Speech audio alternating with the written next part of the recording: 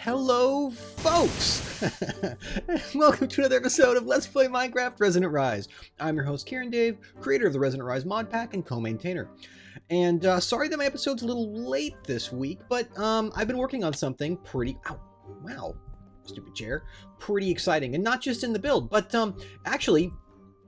I've been talking with, and you may have seen this, Dave Chaos at the Yogscast and all his friends, and we've been working to make an official Chaosville mod pack, which is a fork of Resonant Rise. Has a mod we don't.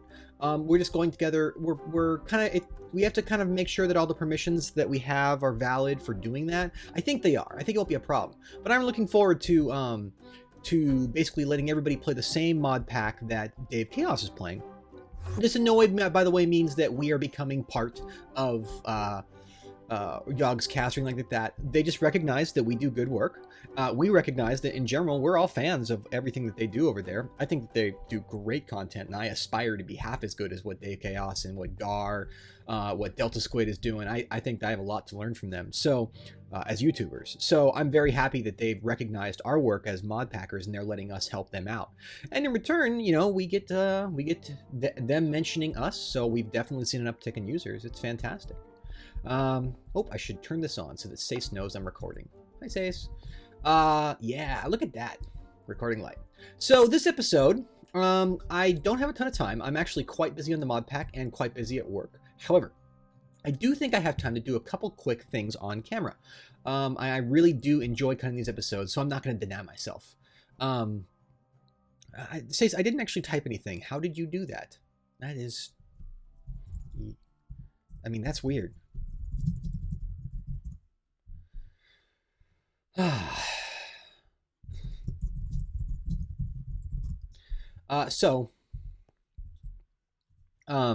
I am going to work on the better experience farm. Yeah, I really do want to get some better enchantments and stuff, so what we need to do... oh, by the way, sorry about the mess. I'm in the middle of cleaning something up, and I just want to get it done. What we need to do is we need to transform this awesome device into a weapon of mass experience. That's right, we need to actually turn all this cool stuff that's happening in here into experience. Even while I'm away, I want... Oh, hello, baby zombie. Hello, Blaze. Give me a blaze rod, please.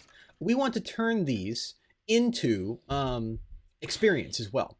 And that's not actually as hard as it might sound. So what I think we're going to do, you've seen me use some other mods, but they won't necessarily help with everything that we need. You've seen me use this method over here, which is the open blocks liquid experience method. And that sort of works. It sort of works. But I actually have a different idea in mind. I think that we're going to use liquid. Oh, by the way, sorry, pack maintenance. I was testing 2562 in SMP. You have to test on servers as well as on single player survival. Otherwise, there's bugs that exist in one and not the other. So I was calling down meteors in SMP. We'll get to that later. So let's see what we got. Not Liquid XP. Liquid XP. There we go. So this is one of Immibis's mods. It's been around a long time, and it's actually really, really good. It basically is one of the original things I've seen that talks about Liquid XP as XP as its own thing. Why don't we see if we can set this up? Yeah, well, it'll take us just a sec. Let me go ahead and craft what we need to get started with that. All right, folks. Of course, the first thing I'm going to need in order to use some liquid experience, I'm going to need some experience. Still wearing all my blood magic gear, so it should be no real problem. And here I am in the deep dark, which is a dangerous place, I grant, but I am sort of immortal. The reason it's so dangerous is because all the monsters here are a lot stronger. However, I've got my... Whoa, sorry. I've got my strong sword here, and I've got my great armor, and I should have no real problem. Man, this guy's annoying. Hey, yo. I should have no real problem just basically dealing with this all.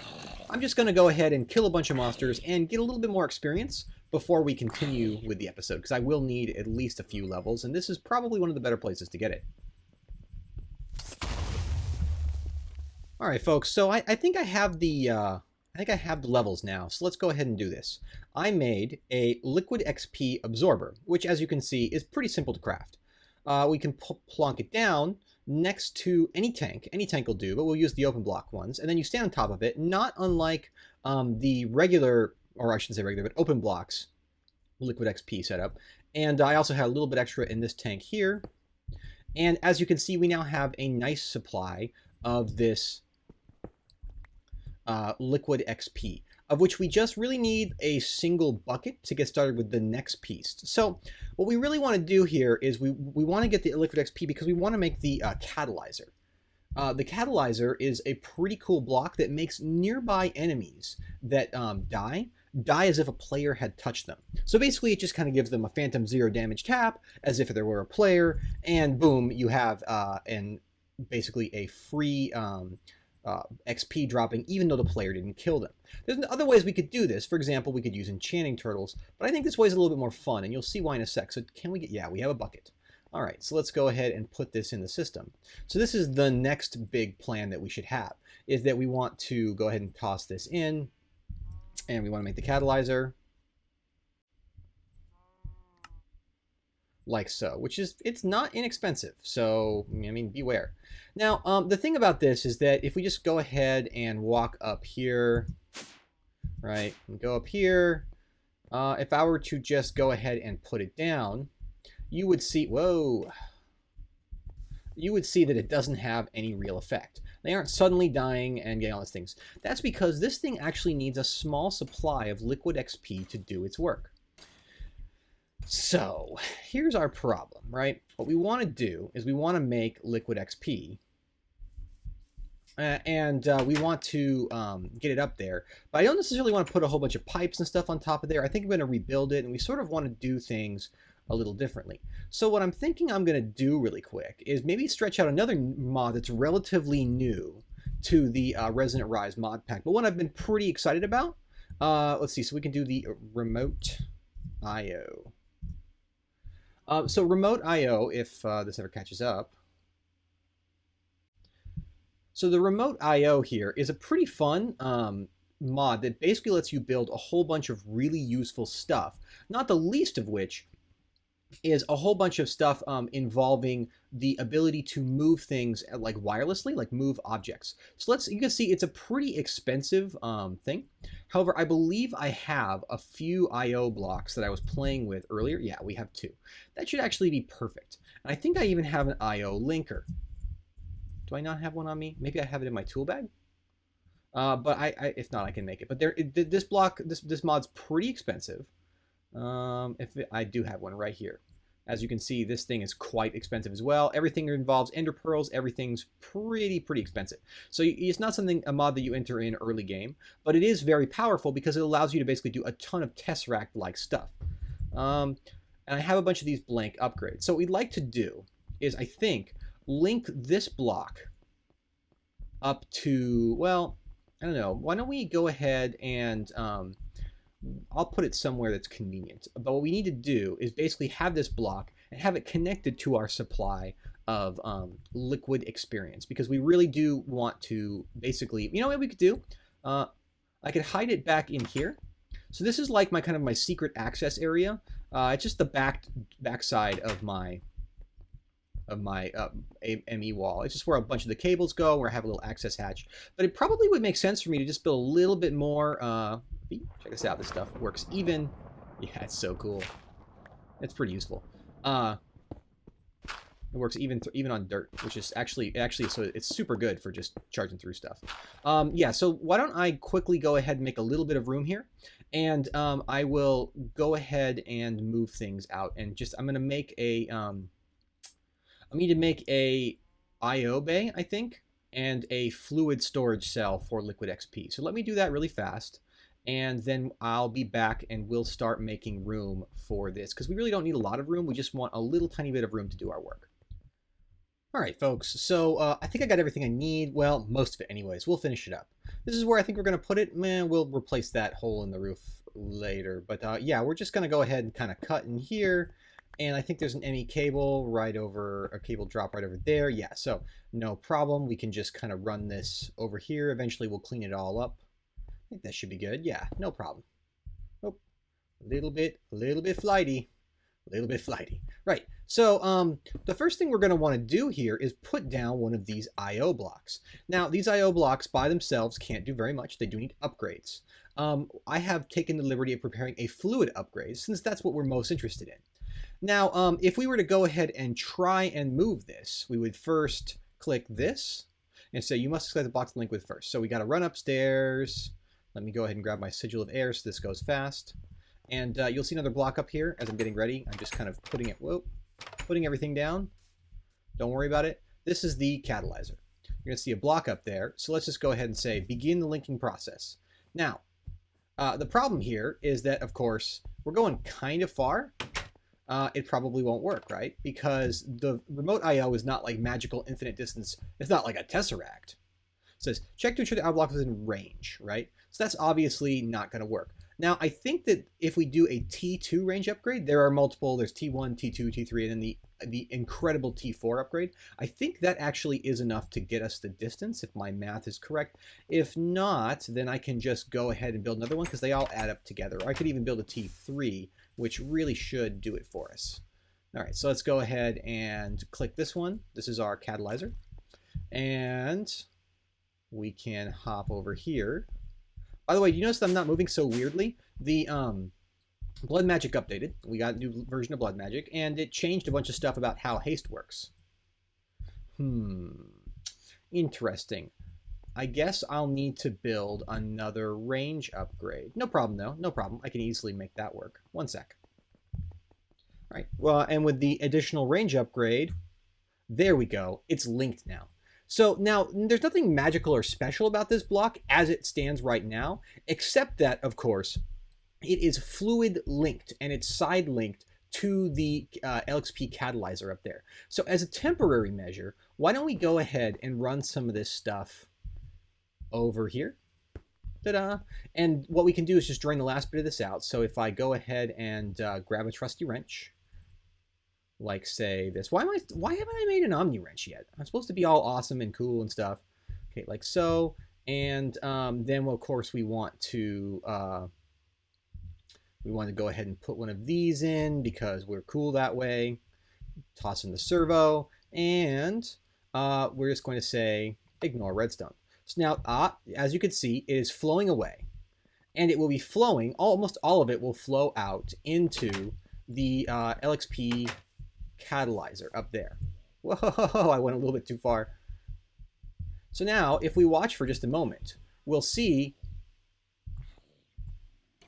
an enemy die, and they should die. You can see there's experience balls in there now. Even though I didn't touch anything, they're trying to come up to me, but they can't because they can't find the path.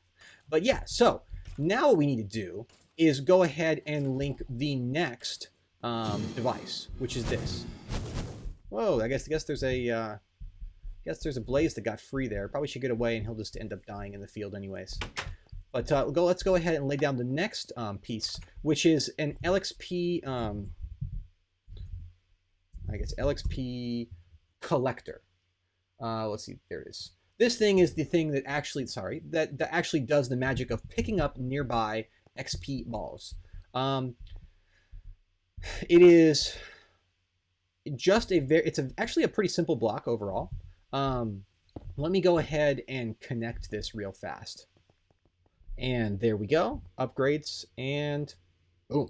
All right, so now that's connected up there. So let's go ahead. That is connected up to the Liquid XP collector, which should be collecting XP. We may have to sync it down one block, so I'm not sure exactly if this will work, but I think it should work just fine. So let's go ahead and take our fluid import bus, tap that right there, and let's go ahead and take the ME cable. Well, and let's go like this, fluid export bus. We'd like to export just a little bit of fluid into that. And we'll type it in just a sec. There we go. Now that should be collecting into our ME system all the liquid XP, assuming that so let's go ahead and look at our fluid monitor here. Are we getting any? Not getting any yet. Probably I have to actually, let's see what's happening up here. Nope. Probably what I have to do, yeah, look, it's all trying to get through there. So probably what I have to do is open up a hole in the floor really fast. Let's hope that I can do that without, completely destroying everything. But I think, yeah, I don't think the XP can actually get up through a hole in the ground. So let me just cut this here. All right, folks, so as you can see here, if you watch carefully, you can see the liquid XP, it's going up into the collector. It vanishes. There's a little tiny hole right there. You can't quite see it, but yeah, there's actually no gap there. So all the experience is getting sucked up in there and taken away. It's not actually going to me.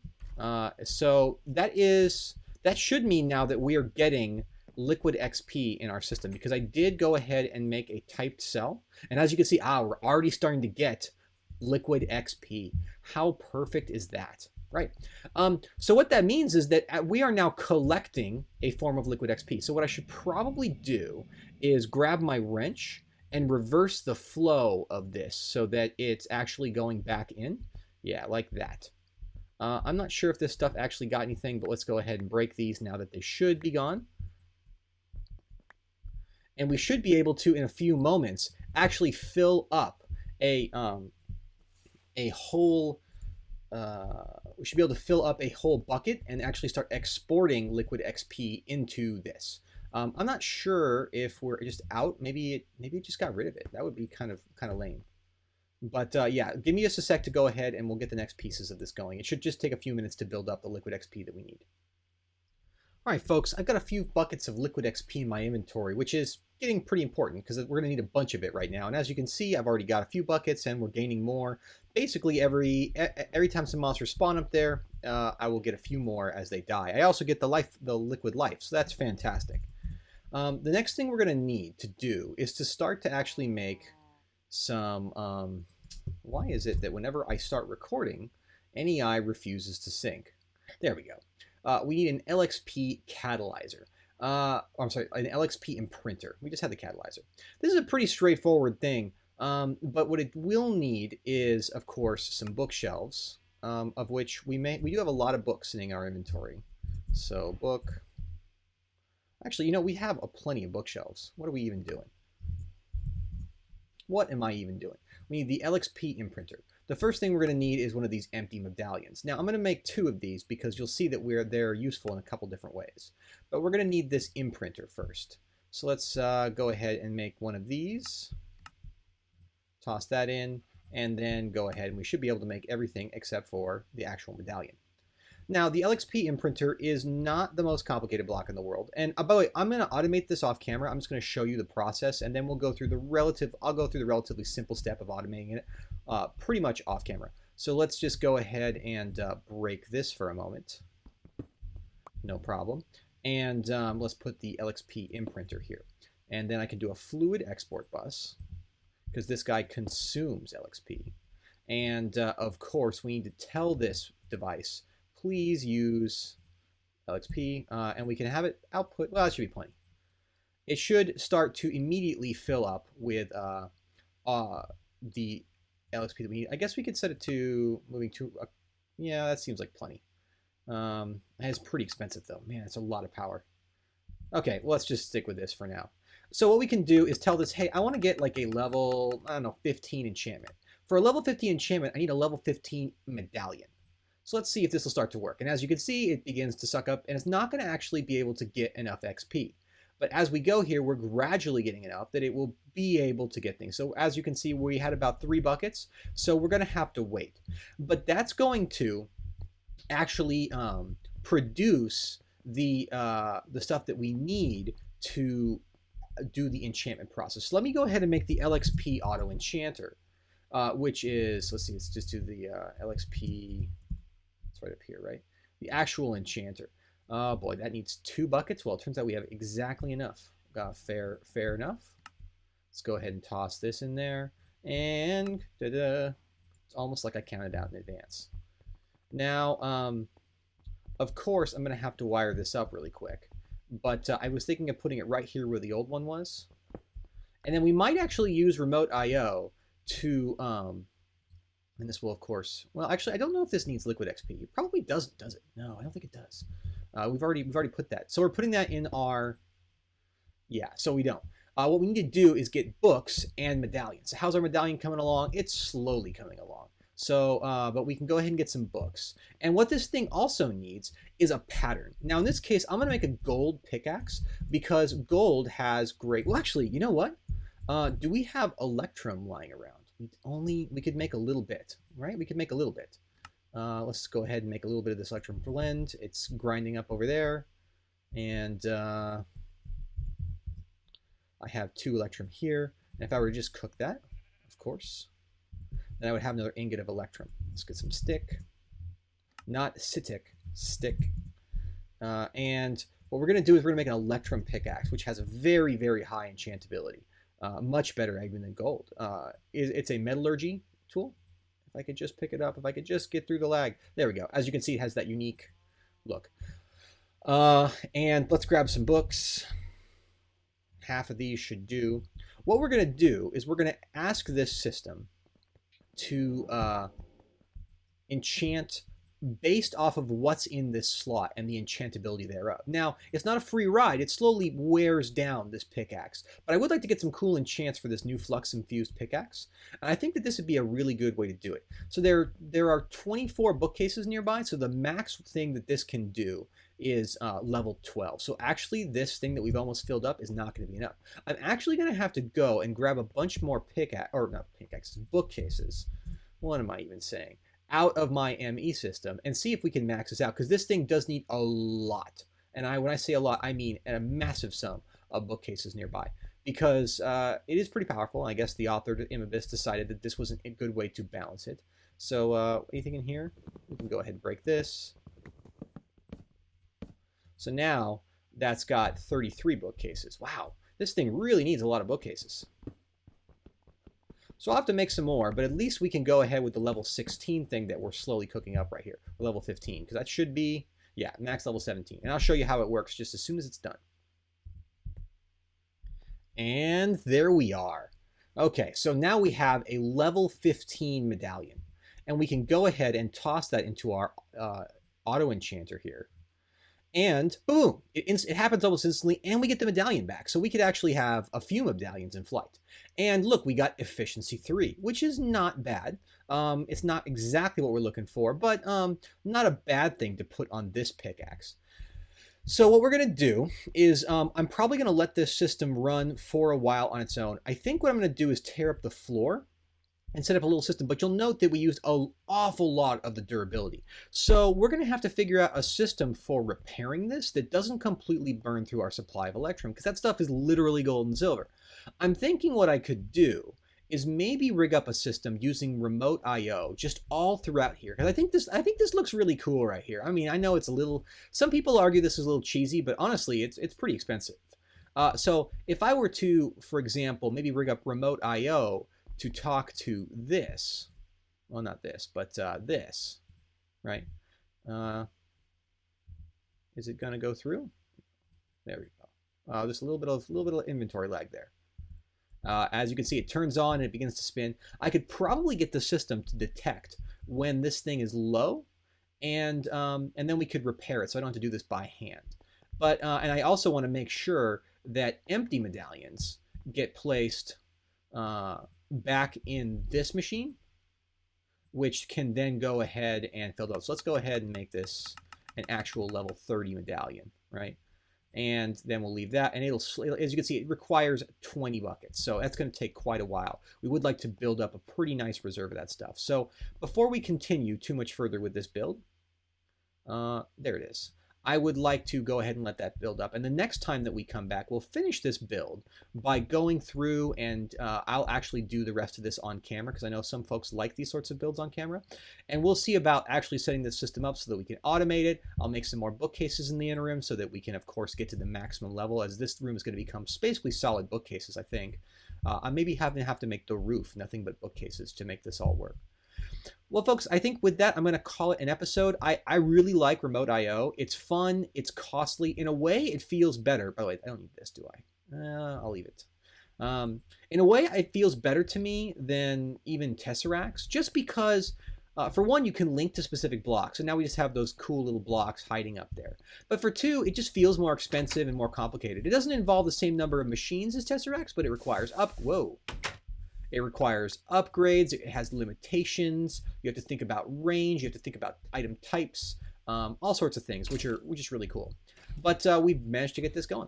So if you like what you saw today, please go ahead and leave a like on YouTube, or a subscribe if you really want to see more. I'll be doing it either way though, so I mean, honestly, it's kind of cool. Similarly, I would love to hear comments from you. I personally enjoy those even more than likes. So please leave a comment. Tell me you like something. Tell me I'm doing something stupid. Tell me more. And keep an eye on the like Dave Chaos and people on Chaosville. They're starting to, the Yogcasters who are starting to play Resonant Rise. Pretty cool to see them going through the same mod pack. And we'll have some more news about that soon as we work to support them. So folks, thank you very much. And I hope to see you next time.